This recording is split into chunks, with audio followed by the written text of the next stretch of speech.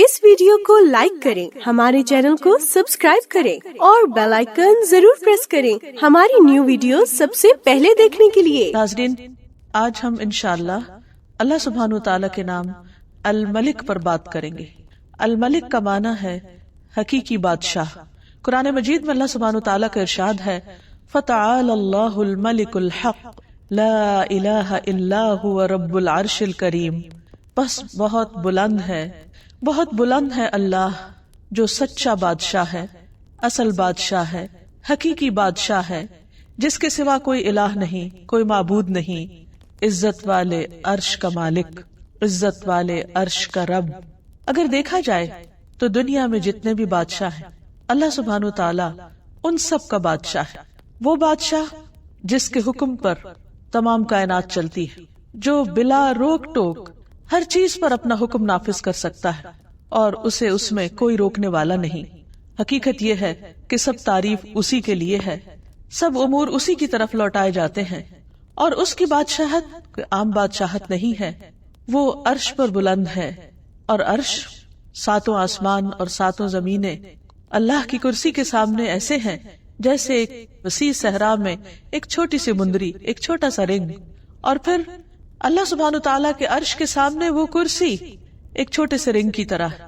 आप सोचिए कि वो अर्श कितना बुलंद है और जो खुद उस पर मुस्तवी है वो कितना बड़ा है, कितना अजीम है। वो है हमारा रब, हमारा मालिक और हकीकी बादशाह। और इस दुनिया में जितने भी काम उमूर पाते हैं, जितनी भी चीजें चल रही हैं, जो कुछ भी हो रहा है, दरअसल वो सब उसी के हुक्म पर चल रहा है और उस पर उसी अकेले का फैसला नाफिज है। वो हर चीज को सुनता है, देखता है और अपनी मर्जी के मुताबिक चलाता है। वो हर चीज के पोशीदा और जाहिर से आगाह है। वो जिसको जो चाहता है अता करता है और जिससे जो चीज चाहता है रोक लेता है। वो जिसको जैसे जितना चाहे बदला देता है, जिसको चाहता है इज्जत देता है, जिसको चाहता है रुसवा कर देता है, जिसको चाहता है रिस्क देता है और जिससे चाहे रिस्क रोक लेता है, जिसको चाहे जिंदगी देता है और जिससे चाहे जिंदगी वापस ले लेता है और उसको मौत दे देता है। यह है हमारा रब, हकीकी बादशाह। कुरान मजीद में सूरत अल हशर की आखिरी आयत में अल्लाह ताला फरमाते हैं, हुवल्लाहुल्लज़ी ला इलाहा इल्ला हु अल मलिक। वो अल्लाह जिसके सिवा कोई इलाह नहीं, अल मलिक हकीकी बादशाह है। अल कुद्दूस पाकीज़ा, निहायत पाक, अस्सलाम सरासर सलामती, अल मुअमिन अमन देने वाला, अल मुहैमिन निगहबान, अल अजीज जबरदस्त, गालिब, अल जब्बार सब पर गालिब, अल मुतकब्बिर सबसे बड़ा बनकर रहने वाला। सुब्हानल्लाहि पाक है अल्लाह, अम्मा युशरिकून उन सब चीजों से जिन्हें वो उसका शरीक ठहराते हैं। तो हकीकत यह है कि अल्लाह सुब्हानहू तआला के हैं अच्छे अच्छे नाम और उन नामों में से एक खूबसूरत नाम अल मलिक है। हजरत अली रजी अल्लाह अन्हु कहते हैं कि जब नबी सल्लल्लाहु अलैहि वसल्लम नमाज के लिए खड़े होते तो आगाज यूं करते, अल्लाहुम्मा अंतल मलिकु ला इलाहा इल्ला अंता। ए अल्लाह तू ही बादशाह है, तू ही असल बादशाह है, तेरे सिवा कोई इलाह नहीं। और ये अल्लाह के रसूल हैं सल्लल्लाहु अलैहि वसल्लम जो अल्लाह सुब्हानहू तआला की बादशाहत का इतराफ कर रहे हैं।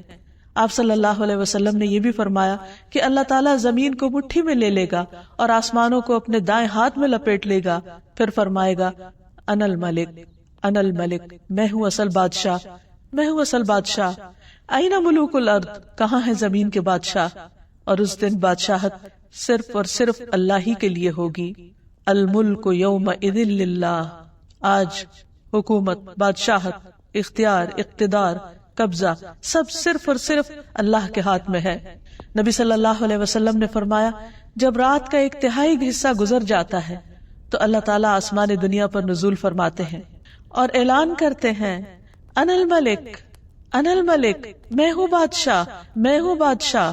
कौन है जो मुझसे दुआ करे तो मैं उसे कबूल कर लूं।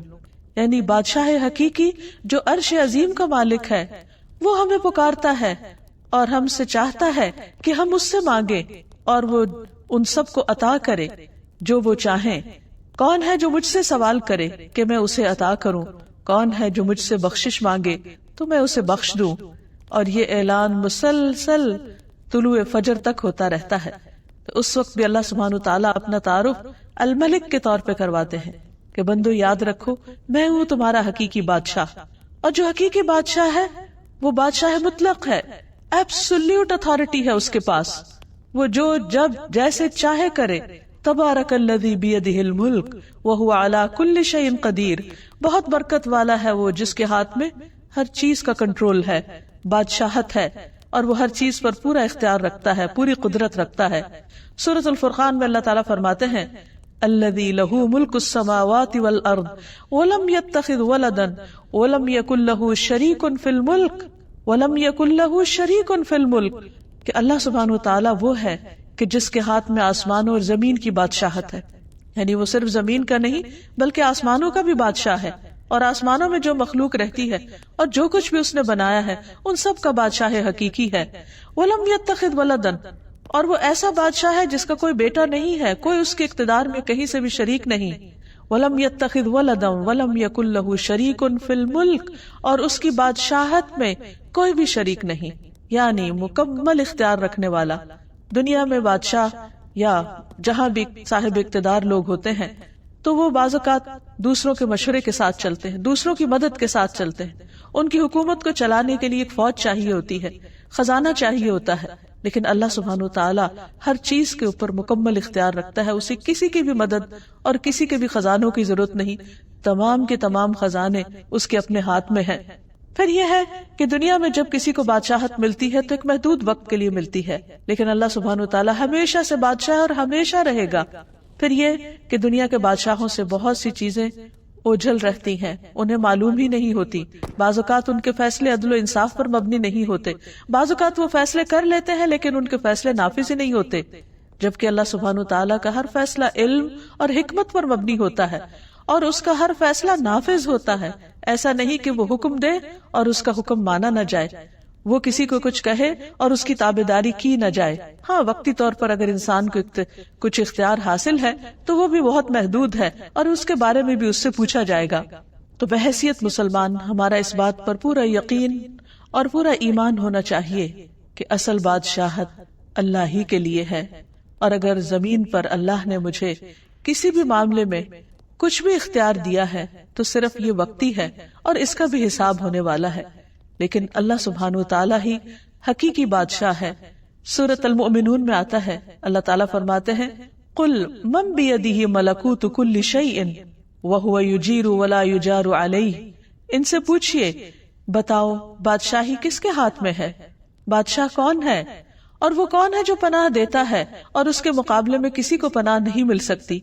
سورۃ یاسین میں اللہ تعالیٰ فرماتے ہیں فَسُبْحَانَ الَّذِي بِيَدِهِ مَلَكُوتُ كُلِّ شَيْءٍ وَإِلَيْهِ تُرْجَعُونَ، پاک ہے وہ اللہ، وہ ذات جس کے ہاتھ میں ہر چیز کی بادشاہت ہے، ہر چیز پر وہ چھایا ہوا، ہر چیز پر غالب ہے، ہر چیز پر اس کا حکم چلتا ہے، اور تم سب اسی کی طرف لوٹائے جاؤ گے، اسی کے پاس پہنچو گے، پھر وہ تم سے حساب لے گا، تم سے پوچھے گا.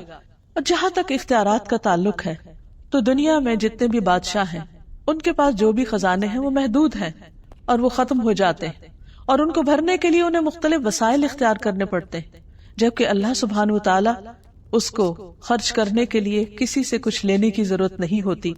ایک روایت میں آتا ہے رسول اللہ صلی اللہ علیہ وسلم نے فرمایا اللہ کا ہاتھ بھرا ہوا ہے، اسے رات دن کی بخشش کم نہیں کرتی، وہ دن کو بھی دیتا ہے، وہ رات کو بھی دیتا ہے، اور یہ دینا اس کے خزانوں میں کمی نہیں کرتا. آپ نے فرمایا کیا تمہیں معلوم ہے کہ جب اس نے آسمان و زمین پیدا کیا اور جب سے پیدا کیے اس نے کتنا کچھ خرچ کیا، یعنی جب سے یہ دنیا بنی ہے اس نے کیا کچھ نہیں دیا، وہ دیتا ہی چلا جا رہا ہے.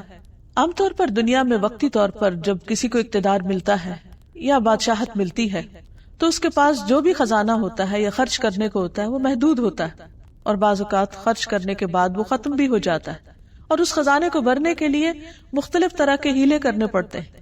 لیکن اللہ سبحانہ وتعالیٰ کسی کا بھی محتاج نہیں، وہ دن رات خرچ کرتا ہے لیکن اس کے خزانوں میں کسی قسم کی کوئی کمی واقع نہیں ہوتی. رسول اللہ صلی اللہ علیہ وسلم نے فرمایا اللہ تعالیٰ کا ہاتھ بھرا ہوا ہے اور وہ اس میں سے دن رات خرچ کرتا ہے، لیکن تمہیں معلوم ہے کیا کہ جب سے اس نے آسمان و زمین پیدا کیے ہیں اس نے کتنا خرچ کیا ہے؟ اس نے بھی اس میں یعنی اس وقت سے خرچ کرنے نے اس میں کوئی کمی نہیں کی، یعنی اس کا ہاتھ پھر بھی بھرا ہوا ہے، وہ جتنا بھی دیتا چلا جائے اس کے خزانے کم نہیں ہوتے، وہ کسی کا محتاج نہیں، اسے کسی سے قرض نہیں لینا ہوتا، اسے کسی سے لے کر نہیں دینا، وہ پوری طرح مالک بھی ہے اور پھر بادشاہ بھی ہے۔ پھر فرمایا کہ اس کا عرش پانی پر ہے اور اس کے دوسرے ہاتھ میں ترازو ہے جسے وہ جھکاتا اور بلند کرتا رہتا ہے، یعنی جیسے جس چیز میں چاہے تصرف کرے، اسے کوئی روکنے والا نہیں ہے۔ اس کے برعکس بندوں کی بادشاہت بہت محدود ہے، وقت کے اعتبار سے بھی اور ان کے پاس جو اختیارات ہیں اس کے اعتبار سے بھی۔ لیکن کتنی حیرت کی بات ہے کہ ہم اگر دنیا میں کسی کے پاس کچھ بھی اختیار ہو تو اس سے فوراً مروب ہو جاتے ہیں، اس سے ڈرنے لگتے ہیں، اس کی مرضی کی بات کرنے لگتے ہیں۔ لیکن اس کے برعکس اللہ سبحانہ وتعالی جو پوری کائنات کا بادشاہ ہے اور ہر چیز کا اختیار اس کے پاس ہے، ہم اس سے ڈرتے نہیں، اس کے آگے جھکتے نہیں۔ یہ کس قدر ناسمجھی کی بات ہے، اور بات وہی ہے جو اللہ سبحانہ وتعالی نے خود فرمائی، وَمَا قَدَرُ اللَّهَ حَقَّ قَدْرِهِ، انہوں نے اللہ کی قدر ہی نہیں کی جیسا کہ حق ہے اس کی قدر کرنے کا۔ وَالْأَرْضُ جَمِيعًا قَبْضَتُهُ يَوْمَ الْقِيَامَةِ، اور زمین ساری کی ساری اس کے قبضے میں ہوگی قیامت کے دن۔ وَالسَّمَاوَاتُ مَطْوِيَّاتٌ بِيَمِينِهِ، اور آسمان اس کے دائیں ہاتھ میں لپٹے ہوئے ہوں گے، یعنی ہر چیز اس کے قبضہ قدرت میں ہے، اختیار میں ہے۔ اس کے باوجود ہم پوری طرح اس کے آگے نہیں جھکتے، پوری طرح اس کے طریقوں پر نہیں چلتے، اس کو راضی کرنے کی فکر نہیں کرتے، اور اس کے برعکس جن کے پاس محدود اختیارات ہیں، چونکہ وہ ظاہر سامنے نظر آتے ہیں اس لیے انہی سے مروب ہو جاتے ہیں، اور اللہ جو الملک الحق ہے، حقیقی بادشاہ ہے، اس کو بھول جاتے ہیں۔ پھر آپ دیکھیے کہ اللہ سبحانہ وتعالی جیسی قدرت بھی کسی کے پاس نہیں۔ عبداللہ بن مسعود کہتے ہیں کہ علماء یہود میں سے ایک شخص رسول اللہ صلی اللہ علیہ وسلم کے پاس آیا اور کہا، اے محمد، ہم تورات میں پاتے ہیں کہ اللہ تعالیٰ آسمانوں کو ایک انگلی پر اٹھا لے گا، اور زمین کو ایک اور انگلی پر اٹھا لے گا، اور درختوں کو ایک انگلی پر، اور پانی اور مٹی کو ایک انگلی پر، اور تمام مخلوقات کو ایک انگلی پر، اور پھر فرمائے گا انا الملک، میں ہوں بادشاہ، میں ہوں بادشاہ۔ نبی صلی اللہ علیہ وسلم نے جب اس عالم کی بات سنی تو آپ مسکرا دیے، اور دراصل یہ مسکراہٹ اس یہودی عالم کی تصدیق کے طور پر تھی۔ پھر آپ نے یہ آیت تلاوت فرمائی، وَمَا قَدَرُ اللَّهَ حَقَّ قَدْرِهِ وَالْأَرْضُ جَمِيعًا قَبْضَتُهُ يَوْمَ الْقِيَامَةِ وَالسَّمَاوَاتُ مَطْوِيَّاتٌ بِيَمِينِهِ سُبْحَانَهُ وَتَعَالَى عَمَّا يُشْرِكُونَ، اور ان لوگوں نے اللہ کی قدر نہیں کی جیسا کہ اس کی قدر کرنے کا حق ہے، اور ساری زمین قیامت کے دن اس کی مٹھی میں ہوگی، اس کے ہاتھ میں ہوگی، اور آسمان دائیں ہاتھ میں لپٹے ہوئے ہوں گے۔ وہ ان لوگوں کے شرک سے بالکل پاک اور بلند تر ہے، یعنی لوگ اللہ سبحانہ وتعالیٰ کی عظمت کو اس طرح محسوس نہیں کرتے جس طرح کرنا چاہیے۔ پھر یہ بھی یاد رہے کہ اللہ سبحانہ وتعالیٰ کی بادشاہت میں کبھی بھی کسی قسم کی کوئی کمی نہیں آئے گی۔ اللہ تعالیٰ فرماتے ہیں، اگر تم سب اولین و آخرین، یعنی سارے کے سارے انسان، اور نہ صرف یہ کہ انسان بلکہ جن بھی، کہ تمہارے اول پہلے انسان سے لے کے آخری انسان تک، اور تمام کے تمام جن پہلے جن سے لے کر آخری جن تک، تم سب اس آدمی کے دل کی طرح ہو جاؤ جو سب سے زیادہ تقوی والا ہو، تو بھی تم میری سلطنت میں کچھ اضافہ نہیں کر سکتے۔ یعنی عام طور پر انسان یہ سمجھتا ہے کہ جب وہ عبادت کرتا ہے یا اللہ کی بندگی کرتا ہے یا کوئی بھی اس کی خاطر کام کرتا ہے تو شاید وہ اللہ تعالیٰ کو فائدہ پہنچاتا ہے، حالانکہ ایسا نہیں ہے۔ اللہ تعالیٰ فرماتے ہیں کہ اگر تم سارے سجدے میں بھی پڑے رہو تو اس سے میری حکومت، میری بادشاہت میں کچھ اضافہ نہیں ہوگا۔ اسی طرح اے میرے بندو، اگر تم سب اولین و آخرین، جن و انس، ایک آدمی کی طرح ہو جاؤ جو سب سے زیادہ بدکار ہے، تو پھر بھی تم میری سلطنت میں کسی قسم کی کوئی کمی نہیں کر سکتے۔ یعنی اگر اس زمین پر اول سے لے کر آخر تک، قیامت تک، کوئی ایک بندہ بھی کوئی عبادت نہ کرے، کسی قسم کی کوئی تسبیح نہ کرے، کوئی ذکر نہ کرے، کوئی اس کی اطاعت نہ کرے، تو بھی اللہ سبحانہ وتعالیٰ کی حکومت میں، بادشاہت میں، اقتدار میں، اختیار میں، اس کی طاقت اور غلبے میں کوئی کمی نہیں آ سکتی، کسی قسم کی کوئی کمی۔ ہم اسے کوئی نقصان نہیں دے سکتے۔ تو پھر یہ سب کچھ اصل میں خود ہمارے اپنے ہی فائدے میں ہے۔ جب ہم اللہ تعالیٰ کی عبادت کرتے ہیں اس کو تو کچھ نہیں ملتا، لیکن یہ عبادت ہمارے لیے باعث سعادت ہوتی ہے۔ جب ہم اس کا ذکر کرتے ہیں تو اس کو کچھ نہیں ملتا، اس لیے کہ زمین و آسمان کی ہر چیز اس کی تسبیح کر رہی ہے، لیکن یہ تسبیح اور یہ ذکر خود ہمارے اپنے دلوں کی تسکین کا باعث بنتا ہے۔ اس لیے بندہ جب بھی اللہ سبحانہ تعالیٰ کی طرف رغبت کرے تو اس سے ڈرتے ہوئے اور اس سے امید رکھتے ہوئے، اس سوچ کے ساتھ نہیں کہ میں اپنی عبادت سے اس کو کچھ فائدہ پہنچانے چلا ہوں۔ پھر فرمایا، اے میرے بندو، تم سب اولین و آخرین، جن و انس، ایک صاف چٹیل میدان میں کھڑے ہو جاؤ اور سب مجھ سے مانگو، اور میں تم سب کو وہ سب کچھ دوں جو تم مانگ رہے ہو۔ تو اس سے میری حکومت میں، میری بادشاہت میں اتنی بھی کمی نہیں ہوگی جتنی ایک سمندر کے اندر سوئی ڈالنے کے بعد نکالی جائے اور اس میں جو پانی لگا ہو، تو اتنی قلیل مقدار میں بھی اس سمندر کے مقابلے میں جو کمی ہوتی، میری بادشاہت میں وہ بھی کمی نہیں ہوگی۔ تو اس سے پتہ چلتا ہے کہ اللہ سبحانہ تعالیٰ کی بادشاہت کیسی ہے، اور اس کے خزانے کیسے ہیں، اور اس کی حکومت کیسی ہے، اور اس کا اقتدار کیسا ہے۔ پھر آپ دیکھیے کہ اس کی بادشاہت کی وسعت، اس کا بھی ہم اندازہ نہیں کر سکتے۔ نبی صلی اللہ علیہ وسلم نے فرمایا، میں خوب جانتا ہوں کہ اہل جہنم میں سے کون سب سے آخر میں نکلے گا۔ وہ ایک ایسا شخص ہوگا جو اپنے گھٹنوں کے بل رینگتا ہوا جنت میں داخل ہوگا، یعنی جہنم سے گھٹنوں کے بل گھسٹتا ہوا باہر نکلے گا تو اللہ سبحانہ تعالیٰ اسے حکم دیں گے کہ جاؤ جنت میں داخل ہو جاؤ۔ وہ جنت میں آئے گا، لیکن اسے ایسے معلوم ہوگا کہ جیسے جنت بھری ہوئی، تو واپس اللہ تعالیٰ کے پاس جائے گا اور کہے گا، یا رب جنت تو بھر گئی ہے۔ اللہ تعالیٰ اسے فرمائیں گے کہ جاؤ جنت میں چلے جاؤ۔ پھر وہ جائے گا، پھر وہ دیکھے گا کہ جنت بہت آباد ہے، وہ واپس آئے گا اور کہے گا، اے رب جنت تو بھری ہوئی معلوم ہوتی ہے، میں نے جنت کو بھرا ہوا پایا ہے۔ تو اللہ تعالیٰ پھر فرمائے گا کہ جاؤ جنت میں داخل ہو جاؤ، میں تمہیں دنیا کی مانند اور اس سے 10 گنا زیادہ دیتا ہوں۔ سوچئے اس دنیا میں کیا کچھ، یعنی عام طور پر ایک انسان کے بس میں نہیں کہ وہ ایک انسان کیا، آج تک اتنی تحقیقات ہوئی، اتنا کچھ انسانوں نے پڑھا لکھا، بڑی بڑی یونیورسٹیاں قائم ہوئی، لیکن پوری زمین کو ایکسپلور نہیں کر سکے اور اس کے پورے خزانوں کو بھی۔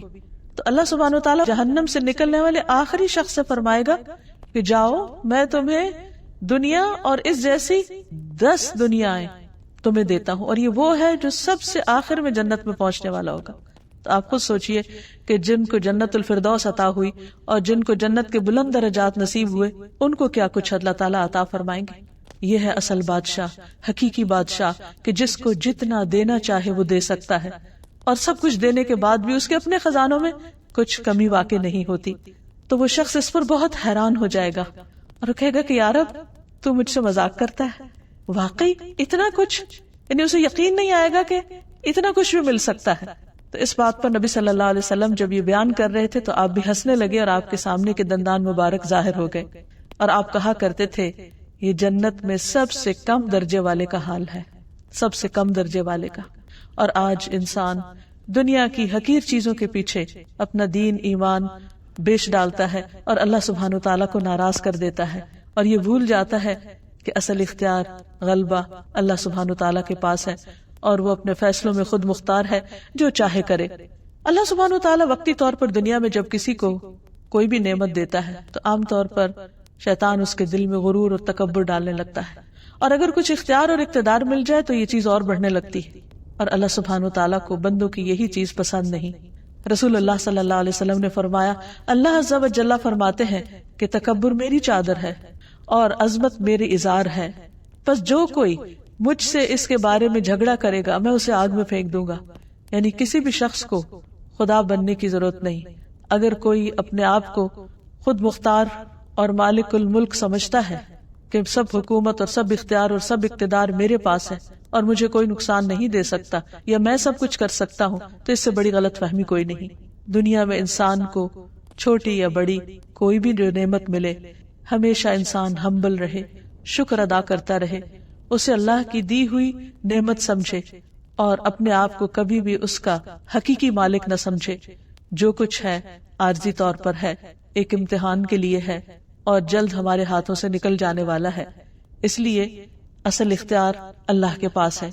پھر اسی طرح یہ بھی یاد رہے کہ اللہ سبحانہ وتعالیٰ کی بادشاہت ایسی بادشاہت ہے کہ جس میں حکم دینے یا روکنے اور کسی بھی چیز کو کرنے کا مکمل اختیار اس کے پاس ہے۔ ارشاد باری تعالیٰ ہے، بدیع السماوات والارض واذا قضى امرا فانما يقول له كن فيكون۔ آسمانوں اور زمین کا موجد ہے، اور جب کسی کام کے کرنے کا فیصلہ کر لیتا ہے تو بس اتنا کہتا ہے کہ ہو جاؤ، اور وہ ہو جاتی۔ آپ سوچئے کہ دنیا میں اگر کوئی حکم دیتا بھی ہے تو بعض اوقات اس کے حکم، اس کے آرڈیننس، اس کے فرمان کی کیا ویلیو ہوتی ہے. بعض اوقات پوری قوتیں صرف کر کے بھی ایک قانون کو نافذ نہیں کیا جا سکتا، جبکہ اللہ سبحانہ وتعالی صرف اتنا ارادہ کرتے ہیں کہ ہو جاؤ، اور صرف کلمہ کن فرماتے ہیں اور سب کچھ ہو جاتا ہے، اور کوئی اس کو روکنے والا نہیں ہوتا. اور اسی لیے ہم ہر نماز کے بعد جو دعا پڑھتے ہیں یا پڑھنے کا حکم دیا گیا کہ اللہم لا مانع لما اعطیت ولا معطی لما منعت ولا ينفع ذا الجد منک الجد. اے اللہ، جسے تو دے اسے کوئی روکنے والا نہیں، اور جس سے تو روک دے اسے کوئی دینے والا نہیں، اور کسی مالدار کو اس کا مال تیری بارگاہ میں کوئی فائدہ نہ دے سکے گا. یعنی اگر دنیا میں کسی کے پاس کچھ بھی ہے تو وہ دنیا ہی کے چند دن کے فائدے کے لیے ہے، آخرت میں وہ مال دے کر اللہ کو راضی نہیں کر سکتا. پھر آپ دیکھیے کہ مخلوق پر، یعنی انسان ہو یا باقی حیوانات ہو، یا جو بھی اللہ سبحانہ تعالیٰ نے چیزیں بنائی ہیں، بڑے بڑے ستارے اور سیارے جن کی بڑائی کے بارے میں آج انسان تھوڑا بہت کچھ جانتا ہے، ان سب کو کنٹرول کس نے کیا ہوا ہے؟ ان سب پر کس کا حکم چل رہا ہے؟ اور کس نے ان کے لیے جو ضابطہ بنایا ہے اس پر وہ مکمل طور پر پابند بھی ہیں اور اس میں کسی قسم کی کمی بیشی نہیں کرتے. اللہ سبحانہ وتعالیٰ خود اس کے بارے میں فرماتے ہیں الم تعلم، کیا تم جانتے نہیں ہو، ان اللہ لہ ملک السماوات والارض، کہ اللہ سبحانہ وتعالیٰ ہی کے لیے آسمان و زمین کی بادشاہت. یعنی جتنا کچھ بھی تم دیکھ رہے ہو، یہ سورج، چاند، ستارے، یہ بلینز آف گیلیکسیز اور ان کے اندر ٹریلینز آف سٹارز، اور ان سب کا مسلسل چلتے رہنا، چلنا نہیں بلکہ پوری قوت کے ساتھ دوڑتے رہنا، اور اس نظام میں کسی قسم کا خلل نہ آنا، یہ دراصل کس کے کنٹرول میں ہے، کس کے اختیار میں ہے، کس نے ان سب کو ایک ڈسپلن کے اندر رکھا ہوا ہے. آج ہمارے لیے تو ٹریفک کو کنٹرول کرنا مشکل ہو جاتا ہے، لیکن آسمانوں کی ٹریفک، خواہ وہ بادل ہوں یا ستارے اور کواکب ہوں، یہ تمام چیزیں صرف اور صرف اللہ کے حکم کے مطابق ہی چل رہی ہیں. اسی نے ان کو تھاما ہوا ہے، اور ان میں سے کوئی ایک بھی اپنی راہ چھوڑ کر دوسری طرف نہیں جاتا. اگر ان میں سے کوئی ایک بھی اپنی مرضی کرنے لگے تو ہر چیز ٹکرا کر رہ جائے، یہ نظام درہم برہم ہو کر رہ جائے. تو اس سے یہ پتہ چلتا ہے کہ حقیقی بادشاہت ان سب پر دراصل اللہ ہی کی ہے. فرمایا یعذب من یشاء ویغفر لمن یشاء، جس کو چاہتا ہے عذاب دیتا ہے اور جسے چاہے بخش دیتا ہے. واللہ علی کل شیء قدیر، اور اللہ ہر چیز پر پوری قدرت رکھتا ہے. پھر اسی طرح رزق کے سارے معاملات بھی اسی کے اختیار میں ہیں. واللہ یرزق من یشاء بغیر حساب، اللہ جس کو چاہتا ہے بغیر حساب کے رزق دیتا ہے، یعنی انلمیٹڈ. پھر کسی کو حکومت دینا یا نہ دینا یہ بھی اس کے اختیار میں ہے. واللہ یؤتی ملکہ من یشاء، اللہ اپنی بادشاہت دیتا ہے، اپنی حکومت دیتا ہے جسے چاہتا ہے، اور اللہ وسعت والا، علم والا ہے. سیدھے راستے پہ چلانا بھی اسی کے اختیار میں ہے. واللہ یہدی من یشاء الی صراط مستقیم، پھر نفع اور نقصان بھی اسی کے ہاتھ میں ہے. وَإِن يَمْسَسْكَ اللَّهُ بِضُرٍّ فَلَا كَاشِفَ لَهُ إِلَّا هُوَ، اگر اللہ سبحانہ وتعالیٰ تمہیں کوئی نقصان پہنچانا چاہے تو اس کے سوا اسے کوئی ہٹا نہیں سکتا. وَإِن يُرِدْكَ بِخَيْرٍ، اور اگر تمہیں کوئی خیر پہنچانا چاہے فَلَا رَادَّ لِفَضْلِهِ، تو اس کے فضل کو بھی کوئی نہیں پھیر سکتا. يُصِيبُ بِهِ مَن يَشَاءُ، وہ جس کو چاہتا ہے وہ فضل پہنچاتا ہے، یعنی کوئی اس کو روک نہیں سکتا. یصیب بہ من یشاء من عبادہ وہو الغفور الرحیم، اور وہ غفور الرحیم بھی ہے. پھر اسی طرح نبوت کا دینا بھی اسی کے اختیار میں ہے. اس نے جس کو چاہا اپنے بندوں میں سے اپنی رسالت کے لیے چن لیا. پھر ہر طرح کا فضل دینا بھی اللہ کے اختیار میں ہے، یعنی کوئی کسی سے اللہ کی نعمت کو چھین نہیں سکتا. اور اسی لیے حسد کرنا منع کیا گیا ہے، کیونکہ وہ اللہ کا فیصلہ ہوتا ہے، وہ جس پہ جو چاہے رحمت فرمائے. پھر اسی طرح بیٹے اور بیٹیاں دینا بھی اللہ کے اختیار میں ہے. اللہ تعالیٰ فرماتے ہیں للہ ملک السماوات والارض یخلق ما یشاء یہب لمن یشاء اناثا ویہب لمن یشاء الذکور، آسمانوں اور زمین کی بادشاہت اللہ ہی کی ہے، جسے چاہتا ہے جو چاہتا ہے پیدا کرتا ہے. یخلق ما یشاء، یعنی اس کی تخلیق اس کی مرضی سے ہوتی ہے کیونکہ وہ بادشاہ ہے. جسے چاہتا ہے بیٹیاں عطا کرتا ہے، جسے چاہتا ہے بیٹے دیتا ہے، اور جسے چاہتا ہے ملا جلا کر دیتا ہے. اصل اختیار اسی کا ہے. پھر اسی طرح انسانوں کو معاف کرنا یا عذاب دینا یا بخش دینا یہ بھی اسی کے اختیار میں ہے. اور اس میں بھی مالک یوم الدین وہ خود ہے. روز جزا کا مالک جس میں سارے فیصلے اس کی مرضی کے مطابق ہوں گے.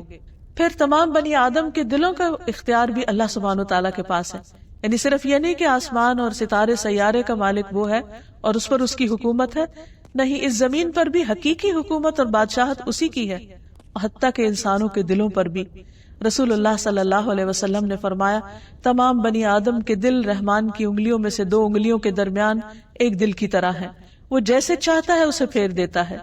پھر آپ صلی اللہ علیہ وسلم نے فرمایا، اللہم مصرف القلوب صرف قلوبنا علی طاعتک، اے اللہ جو دلوں کا پھیرنے والا ہے، ہمارے دلوں کو اپنی اطاعت پر پھیر دے، یعنی اس کی طرف موڑ دے، کیونکہ اللہ کے لیے کچھ بھی ناممکن نہیں، ہر چیز اسی کے اختیار میں ہے. پھر یہ بھی یاد رہے کہ اللہ سبحانہ وتعالیٰ کو کوئی مجبور کرنے والا نہیں. دنیا کے بادشاہ بعض اوقات وہ مجبور ہوتے ہیں، وہ اپنے حواریوں اور اپنے دوسرے مددگاروں کی مرضی کے مطابق فیصلے کرتے ہیں، بعض اوقات وہ اپنی خواہش کے مطابق فیصلے بھی نہیں کر سکتے. لیکن اللہ سبحانہ وتعالیٰ کی بادشاہت ایسی بادشاہت ہے کہ جس میں وہ جس کو جو چاہے عطا کر دے، جو چاہے فیصلہ کر دے، کوئی اس کے فیصلوں پر حاوی نہیں ہو سکتا. نبی صلی اللہ علیہ وسلم نے فرمایا، تم میں سے کوئی کبھی یوں نہ کہے کہ اللہ اگر تو چاہے تو مجھے معاف کر دے، تو چاہے تو مجھ پر رحم فرما. نہیں، بلکہ پورے عزم سے مانگے، کیونکہ اللہ جو چاہے کرتا ہے، وہ جو چاہے کرتا ہے، کوئی اسے مجبور کرنے والا نہیں.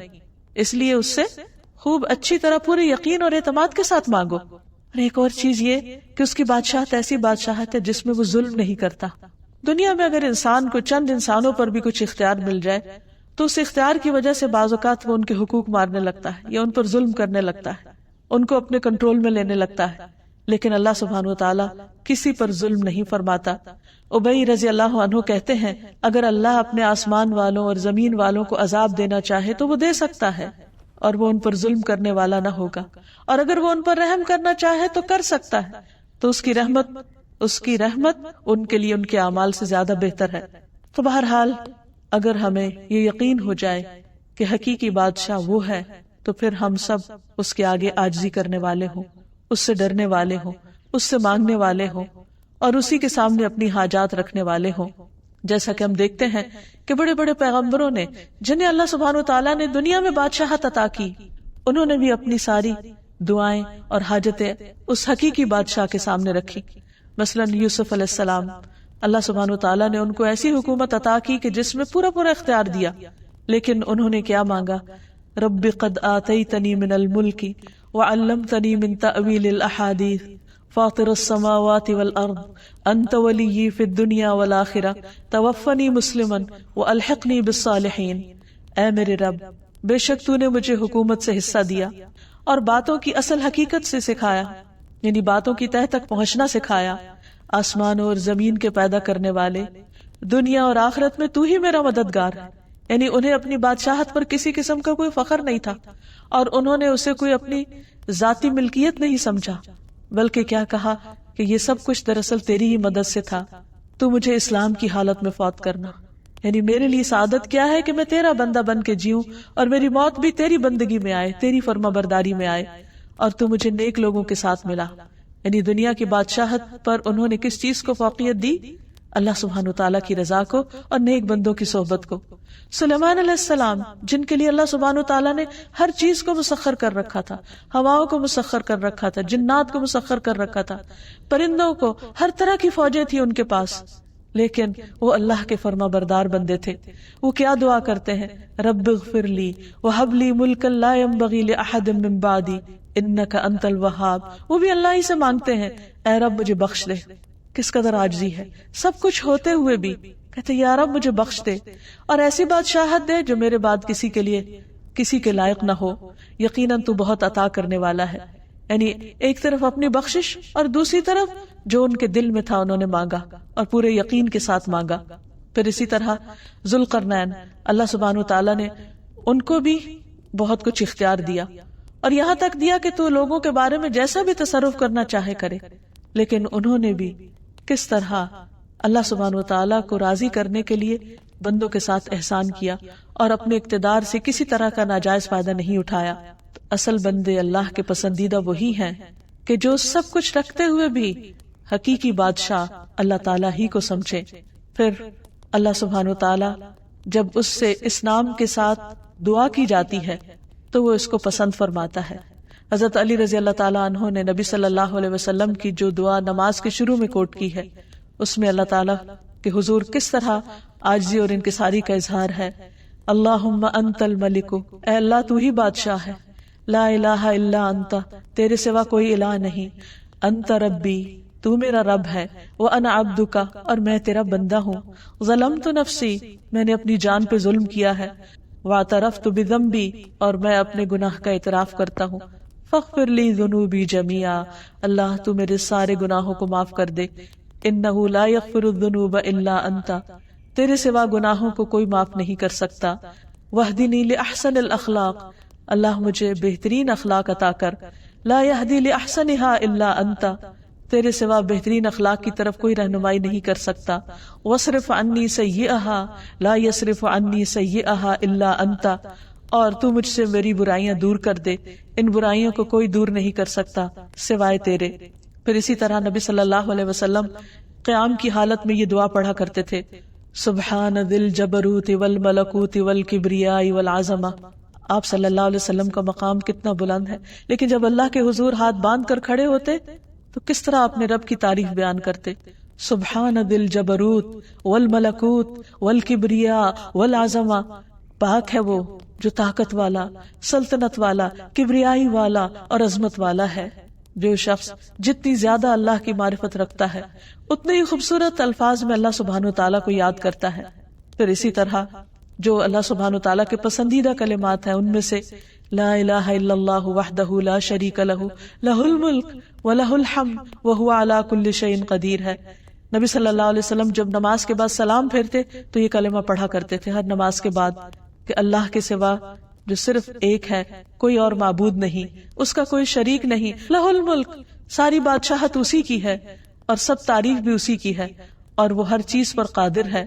پھر صبح شام کی دعاؤں میں بھی نبی صلی اللہ علیہ وسلم جو کلمات پڑھتے، امسینا و امسى الملک للہ، کہ ہم نے شام کی اور ساری ملک نے، یعنی اللہ کی جتنی بھی بادشاہت میں جو اختیار ہے ہر چیز نے اللہ ہی کے لیے شام کی، یعنی اللہ ہی کے حکم کے مطابق، والحمد للہ، اور ساری تعریف اللہ کے لیے۔ اور پھر آگے مزید دعا بھی ہے۔